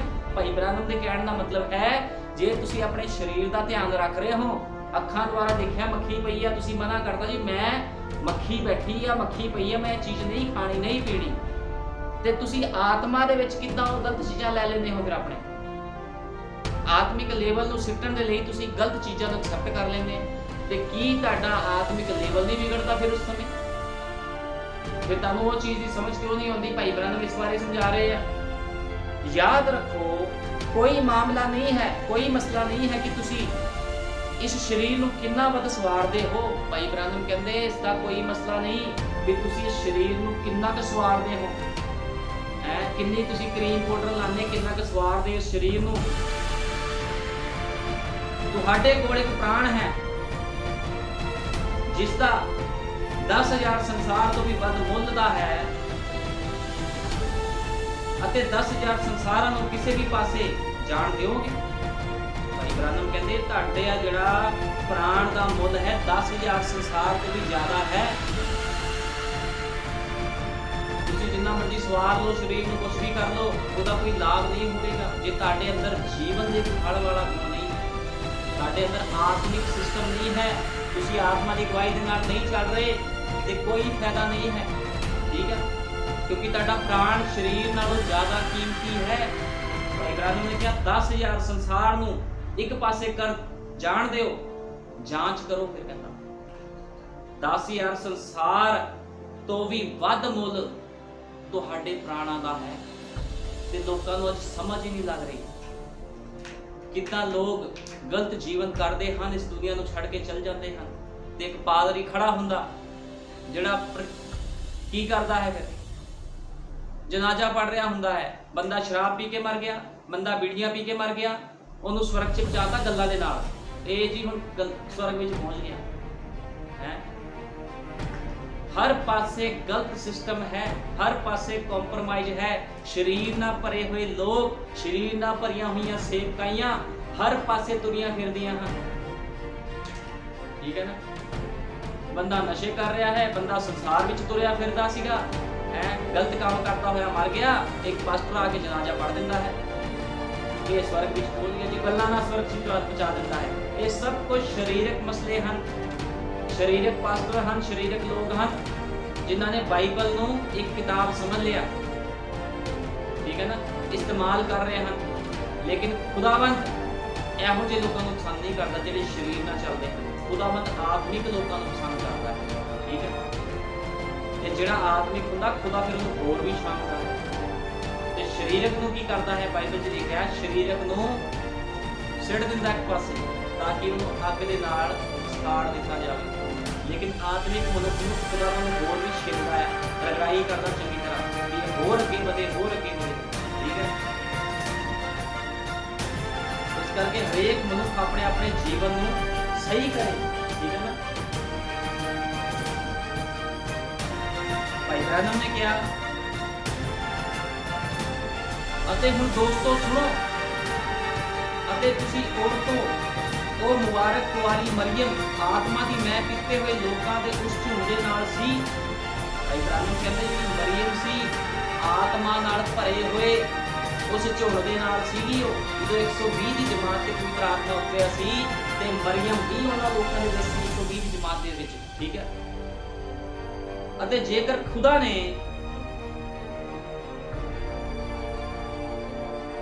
ਮਰੀਮ ਨੂੰ ਪਵਿੱਤਰ ਆਤਮਾ ਦਾ ਬਸਮਾ ਪ੍ਰਾਪਤ ਕਰਨ ਅਤੇ ਇਸ ਪ੍ਰਕਾਰ ਦੀ ਕਾਰਵਾਈ ਕਰਨ ਤੋਂ ਬਿਨਾਂ ਸਵਰਗ ਵਿੱਚ ਆਉਣ ਨਹੀਂ ਦਿੱਤਾ।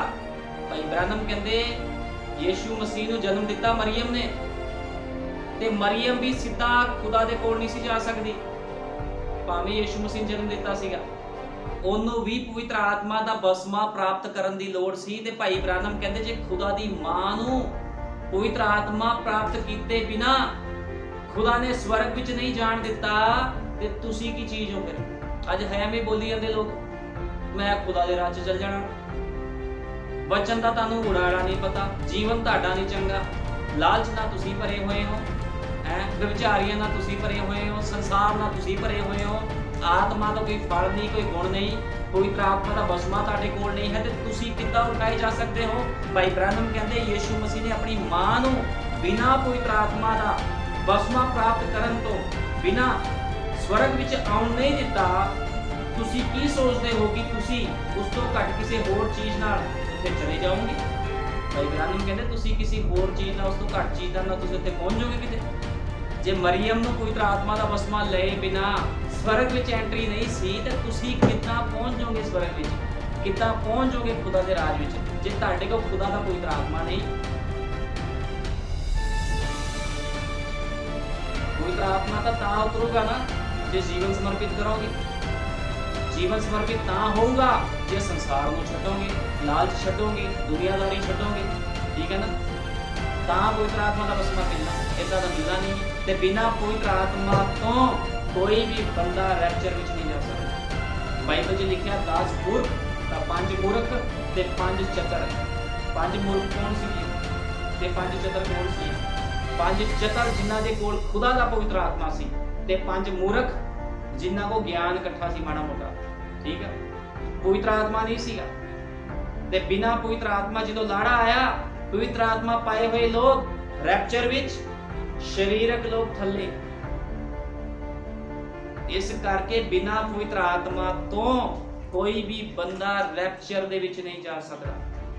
ਜੇ ਯੀਸ਼ੂ ਮਸੀਹ ਦੀ ਮਾਂ ਉਸ ਸਥਾਨ ਵਿੱਚ ਨਹੀਂ ਪਹੁੰਚ ਸਕਦੀ ਸੀ ਬਿਨਾਂ ਪਵਿੱਤਰ ਆਤਮਾ ਪਾਏ ਹੋਏ, ਨਬੀ ਨੇ ਕਿਹਾ, ਭਾਈ ਬ੍ਰੈਨਮ ਨੇ ਕਿਹਾ, ਤੇ ਤੁਸੀਂ ਕਿਸੇ ਹੋਰ ਘੱਟ ਕਿਸੇ ਚੀਜ਼ ਤੋਂ, ਕਹਿੰਦਾ ਤੁਸੀਂ ਉਸ ਤੋਂ ਘੱਟ ਕਿਸੇ ਹੋਰ ਚੀਜ਼ ਨਾਲ ਉੱਥੇ ਚਲੇ ਜਾਓਗੇ, ਫਿਰ ਕਦੇ ਵੀ ਨਹੀਂ ਜਾ ਸਕਦੇ।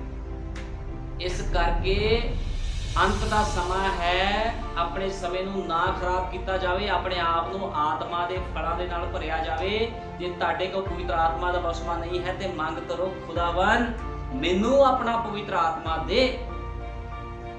ਜੇ ਮੰਗੋਗੇ ਨਹੀਂ ਤਾਂ ਦਿੱਤਾ ਵੀ ਨਹੀਂ ਜਾਵੇਗਾ। ਬਾਈਬਲ ਬਿਆਨ ਕਰਦੀ ਹੈ ਮੰਗੋਗੇ ਤਾਂ ਤੁਹਾਨੂੰ ਦਿੱਤਾ ਜਾਏਗਾ, ਖੜਕਾਓਗੇ ਤਾਂ ਖੋਲਿਆ ਜਾਵੇਗਾ। ਜਿੱਦ ਤੱਕ ਬੱਚਾ ਰੋਂਦਾ ਨਹੀਂ ਹੈ ਮਾਂ ਉਸ ਨੂੰ ਦੁੱਧ ਨਹੀਂ ਪਿਲਾਉਂਦੀ। ਜਦੋਂ ਰੋਂਦਾ ਹੈ ਮਾਂ ਨੂੰ ਪਤਾ ਲੱਗ ਜਾਂਦਾ ਹੈ ਇਸਨੂੰ ਭੁੱਖ ਲੱਗੀ ਹੈ।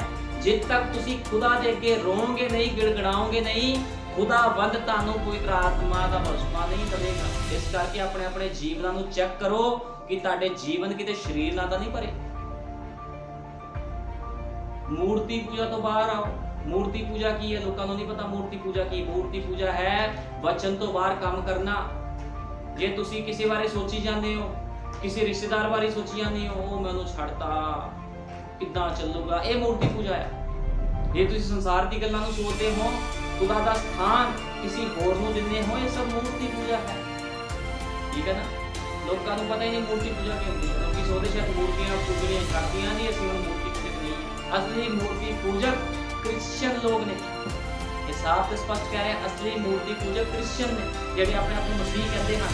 ਵਚਨ ਤੋਂ ਬਾਹਰ ਕੰਮ ਕਰਦਾ ਹੈ ਕੋਈ ਮਸੀਹ ਭੈਣ ਭਾਈ, ਉਹ ਮੂਰਤੀ ਪੂਜਕ ਹੈ। ਜੋ ਕੋਈ ਭੈਣ ਪੈਂਟ ਪਾਉਂਦੀ ਹੈ, ਉਹ ਮੂਰਤੀ ਪੂਜਕ ਹੈ। ਜੋ ਕੋਈ ਭਾਈ ਭੈਣ ਭਾਈ ਫਿਲਮਾਂ ਦੇ ਗਾਣੇ ਸੁਣਦਾ ਹੈ, ਗੰਦਗੀ ਕਰਦਾ ਹੈ, ਮੇਕਅਪ ਕਰਦਾ ਹੈ, ਉਹ ਮੂਰਤੀ ਪੂਜਕ ਹੈ। ਤੇ ਬਾਈਬਲ ਬਿਆਨ ਕਰਦੀ ਹੈ ਮੂਰਤੀ ਪੂਜਕਾਂ ਦਾ ਹਿੱਸਾ ਕਿੱਥੇ ਹੈ? ਨਰਕ ਦੇ ਵਿੱਚ। ਉਹ ਬੰਦਾ ਸਿੱਧਾ ਹੀ ਥੱਲੇ ਚਲ ਜਾਵੇਗਾ ਜਿਹੜਾ ਬੰਦਾ ਮੂਰਤੀ ਪੂਜਕ ਹੈ। ਠੀਕ ਹੈ। ਇਸ ਕਰਕੇ ਅੱਜ ਲੋਕਾਂ ਨੂੰ ਸਮਝ ਨਹੀਂ ਆ। ਆਪ ਮੂਰਤੀ ਪੂਜਕ ਹੈ ਤੇ ਲੋਕਾਂ ਨੂੰ ਕਹਿੰਦੇ ਤੁਸੀਂ ਬਚ ਜਾਓ। ਉਹ ਕਿੱਦਾਂ ਬਚ ਜਾਊਗਾ ਭਾਈ? ਤੂੰ ਤਾਂ ਬਚਿਆ ਨਹੀਂ।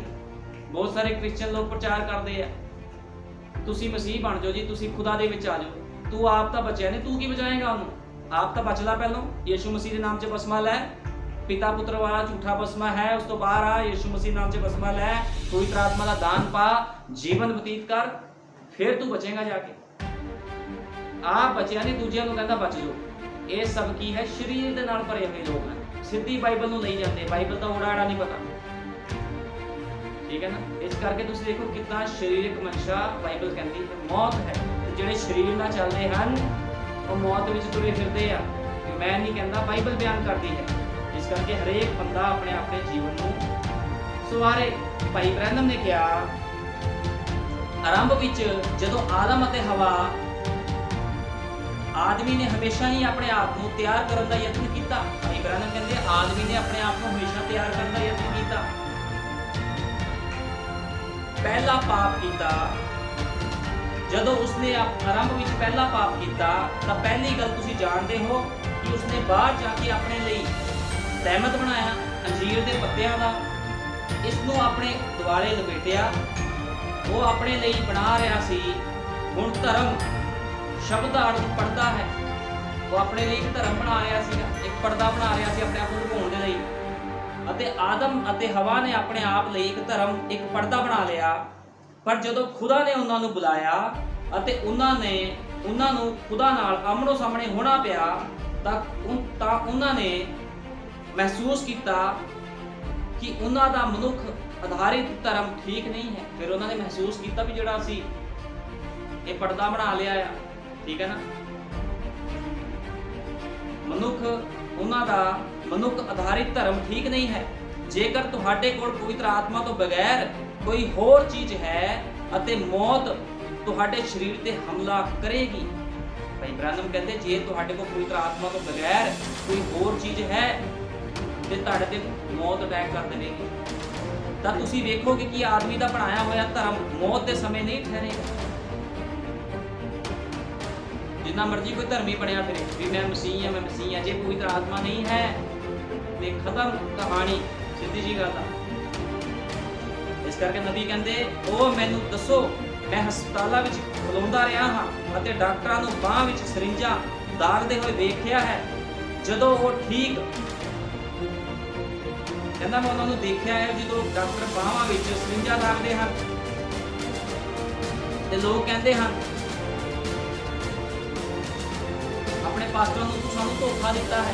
ਬਹੁਤ ਸਾਰੇ ਫਿਰ ਲੋਕ ਕਹਿੰਦੇ ਨੇ ਆਪਣੇ ਪਾਸਟਰ ਨੂੰ ਸਾਨੂੰ ਧੋਖਾ ਦਿੱਤਾ, ਤੂੰ ਸਾਨੂੰ ਸਹੀ ਸਿੱਖਿਆ ਨਹੀਂ ਦਿੱਤੀ, ਕਿਉਂਕਿ ਪਤਾ ਹੈ ਹੁਣ ਮੌਤ ਆ ਗਈ ਹੈ, ਠੀਕ ਹੈ ਨਾ। ਤੇ ਮੌਤ ਵੇਲੇ ਬੰਦਾ ਫਿਰ ਤੌਬਾ ਕਰਨ ਦੀ ਕੋਸ਼ਿਸ਼ ਕਰਦਾ ਹੈ, ਫਿਰ ਆਪਣੇ ਪਾਸਟਰ 'ਚ ਲਾਉਂਦਾ ਹੈ। ਜੇ ਪਾਸਟਰ ਨੇ ਤੁਹਾਨੂੰ ਸਹੀ ਸਿੱਖਿਆ ਨਹੀਂ ਦਿੱਤੀ, ਤੁਹਾਨੂੰ ਗਲਤ ਡਾਕਟਰ ਦਿੱਤੀ ਹੈ ਤੇ ਫਿਰ ਤੁਸੀਂ ਖਤਮ ਹੋ।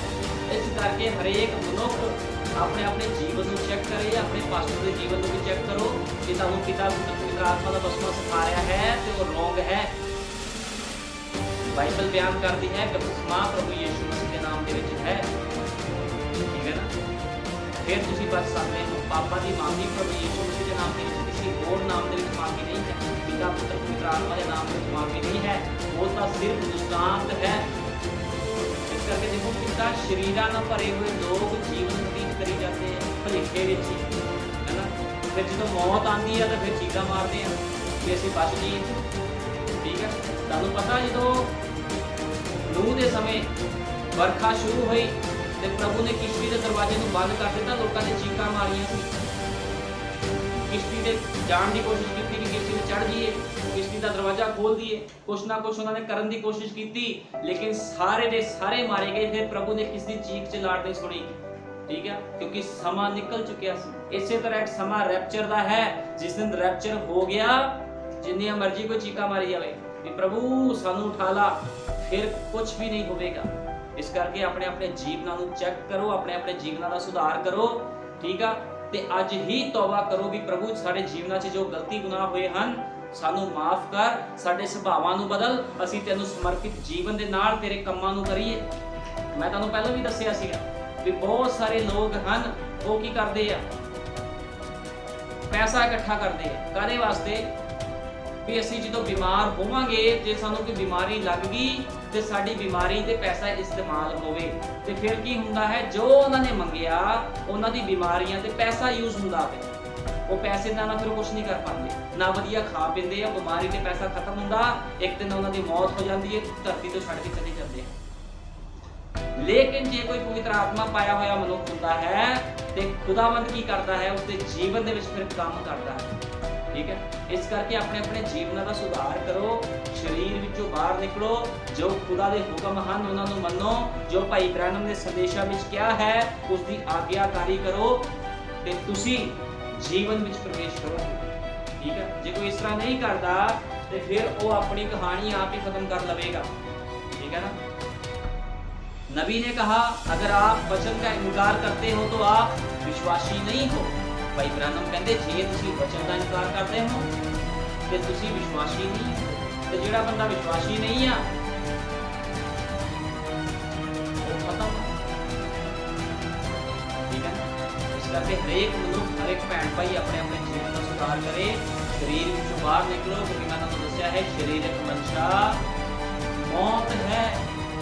शरीरक मंशा की है? मौत है। शरीरक मंशा मौत है तो तुसीं जीवन से कितना प्रवेश कर लोगे। लेकिन लिखा है जिहड़े शरीरक हम शरीर की वस्तुओं से मन लाते हैं, क्यों जो शरीरक मंशा मौत है, पर आत्मक मंशा की है जीवन अते शांति। आत्मक मंशा जीवन अते शांति है, ते प्रभु यीशु मसीह शांति का राजकुमार है।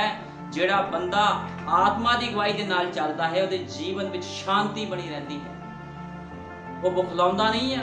ਬਿਮਾਰੀਆਂ ਆ ਗਈਆਂ, ਪਰੇਸ਼ਾਨੀਆਂ ਆ ਗਈਆਂ, ਬੁਖਲਾ ਗਿਆ, ਉਹ ਪ੍ਰਭੂ ਆ ਕੀ ਹੋ ਗਿਆ, ਉਹ ਸਥਿਰ ਬਣਿਆ ਰਹਿੰਦਾ ਹੈ, ਕਿਉਂਕਿ ਉਹਨੂੰ ਪਤਾ ਹੁੰਦਾ ਮੇਰਾ ਛਡਾਉਣ ਵਾਲਾ ਜਿਉਂਦਾ ਹੈ। ਮਰ ਵੀ ਜਾਵਾਂ ਤੇ ਕੁਛ ਗਮ ਨਹੀਂ। ਆਤਮਿਕ ਬੰਦਾ ਮਰ ਵੀ ਜਾਵੇ ਉਹਨੂੰ ਤਾਂ ਵੀ ਗਮ ਨਹੀਂ, ਉਹ ਜਾਣਦਾ ਹੈ ਵੀ ਜਦੋਂ ਰੈਪਚਰ ਹੋਵੇਗਾ ਕਬਰਾਂ ਪਾਟ ਜਾਣਗੀਆਂ, ਖੁੱਲ ਜਾਣਗੀਆਂ ਤੇ ਮੈਂ ਰੈਪਚਰ ਵਿੱਚ ਉਠਾ ਲਿਆ ਜਾਵਾਂਗਾ। ਆਤਮਿਕ ਮਨੁੱਖ ਸ਼ਾਂਤੀ ਦੇ ਨਾਲ ਮਸੀਹ ਜੀਵਨ ਨੂੰ ਬਤੀਤ ਕਰਦਾ ਹੈ। ਇਸ ਕਰਕੇ ਤੁਸੀਂ ਮਸੀਹ ਜੀਵਨ ਦੀ ਮੰਗ ਕਰੋ ਖੁਦਾ ਦੇ ਕੋਲੋਂ, ਆਪਣੇ ਆਪਣੇ ਜੀਵਨਾਂ ਨੂੰ ਤਬਦੀਲ ਕਰੋ, ਖੁਦਾ ਦੇ ਕੰਮ ਦੇ ਵਿੱਚ ਵੱਧ ਚੜ ਕੇ ਹਿੱਸਾ ਲਓ ਤੇ ਕਹੋ ਪ੍ਰਭੂ ਜੀ ਮੇਰੇ ਜੀਵਨ ਦੇ ਵਿੱਚ ਤੇਰੀ ਮਰਜ਼ੀ ਪੂਰੀ ਹੋਵੇ। ਕਦੇ ਇਹ ਨਾ ਕਹੋ ਮੇਰੀ ਮਰਜ਼ੀ ਪੂਰੀ ਹੋਵੇ। ਪ੍ਰਭੂ ਨੇ ਤੁਹਾਡੀ ਮਰਜ਼ੀ ਪੂਰੀ ਕਰਨ ਨੂੰ ਨਹੀਂ ਬੁਲਾਇਆ ਤੁਹਾਨੂੰ ਵੀ ਤੁਸੀਂ ਆਪਣੀਆਂ ਮਰਜ਼ੀਆਂ ਤਾਂ ਤੁਸੀਂ ਉਦੋਂ ਪੂਰੀਆਂ ਕਰਦੇ ਸੀ ਜਦੋਂ ਤੁਸੀਂ ਸੰਸਾਰ ਵਿੱਚ ਸੀ, ਲੇਕਿਨ ਜਦੋਂ ਤੁਸੀਂ ਪ੍ਰਭੂ ਯਿਸੂ ਮਸੀਹ ਦੇ ਨਾਮ 'ਤੇ ਵਸਮਾ ਲਿਆ, ਪਵਿੱਤਰ ਆਤਮਾ ਦਾ ਦਾਨ ਪਾ ਲਿਆ ਤੇ ਤੁਸੀਂ ਹੁਣ ਆਪਣੀ ਮਰਜ਼ੀ ਨਹੀਂ ਕਰ ਸਕਦੇ, ਠੀਕ ਹੈ। ਇਸ ਕਰਕੇ ਆਪਣੀਆਂ ਮਰਜ਼ੀਆਂ ਕਰਨੀਆਂ ਛੱਡ ਦਿਓ। ਹੁਣ ਕਹੋ ਪ੍ਰਭੂ ਜੀ ਮੇਰੇ ਜੀਵਨ ਦੇ ਵਿੱਚ ਤੇਰੀ ਮਰਜ਼ੀ ਪੂਰੀ ਹੋਵੇ। ਖੁਦਾਵੰਦ ਤੁਹਾਨੂੰ ਸਾਰਿਆਂ ਨੂੰ ਬਰਕਤ ਦੇਵੇ। ਆਓ ਮਿਲ ਕੇ ਪ੍ਰਾਰਥਨਾ ਕਰਦੇ ਹਾਂ। हालेलुया, धन्यवाद प्यारे प्रभु यीशु मसीह का विश्वास करता है खुदावंद। ये प्रचार किसी मांस ते लहू के द्वारा नहीं होया प्रभु जी, ये प्रचार तेरे पवित्र आत्मा के द्वारा होया है खुदावंद। ते जो भी तू गल्लां रखियां हन खुदावंदा वो एक एक जीवन नूं सुधार देवेगी खुदावंद। प्रभु जी वो गल्लां प्रभु यीशु मसीह जिन्हां लोकां ने इस प्रचार नूं सुनिया, भैन भाईआं दे प्रचार नूं सुनिया, उन्हां दे जीवन विच काम कर खुदावंदा। जिन्ने बीमार हन परेशान हन उन्हां नूं चंगियाई दे, दया कर, कृपा कर प्रभु यीशु मसीह, क्योंकि खुदावंद प्रभु यीशु मसीह ਅਸੀਂ ਅੰਤ ਦੇ ਸਮੇਂ ਵਿੱਚ ਰਹਿ ਰਹੇ ਹਾਂ ਤੇ ਤੂੰ ਕਿਹਾ ਹੈ ਸਰੀਰਕ ਮਨਸ਼ਾ ਮੌਤ ਹੈ ਤੇ ਸੱਚਮੁੱਚ ਖੁਦਾਵੰਦ ਜਿਹੜਾ ਮਨੁੱਖ ਸਰੀਰ ਦੇ ਨਾਲ ਚੱਲੇਗਾ ਪ੍ਰਭੂ ਜੀ ਉਹ ਮਾਰਿਆ ਜਾਵੇਗਾ ਖੁਦਾਵੰਦ, ਲੇਕਿਨ ਆਤਮਕ ਮਨਸ਼ਾ ਜੀਵਨ ਅਤੇ ਸ਼ਾਂਤੀ ਹੈ ਤੇ ਜਿਹਦੇ ਕੋਲ ਆਤਮਕ ਮਨਸ਼ਾ ਹੈ ਪ੍ਰਭੂ ਜੀ ਉਹ ਜੀਵਨ ਅਤੇ ਸ਼ਾਂਤੀ ਦੇ ਨਾਲ ਤੇਰੇ ਕੰਮਾਂ ਨੂੰ ਕਰੇਗਾ। ਤੂੰ ਵੱਡੀ ਦਇਆ ਕਰ, ਕਿਰਪਾ ਕਰ ਪ੍ਰਭੂ ਯੀਸ਼ु ਮਸੀਹ। ਤੂੰ ਬਹੁਤ ਜਲਦੀ ਆ ਰਿਹਾ ਹੈ ਆਪਣੀ ਦੁਲਹਨ ਨੂੰ ਲੈਣ। मैं तेरा धन्नवाद तेरा शुक्र करता हाँ प्रभु यीशु मसीह जल्दी आओ, तुहाड़ी दुल्हन तुहाड़ा इंतजार करती है। सारा आदर जलाल महिमा प्रभु यीशु मसीह के जिंदा जलाली सामर्थी नाम में, आमीन। हालेलुया।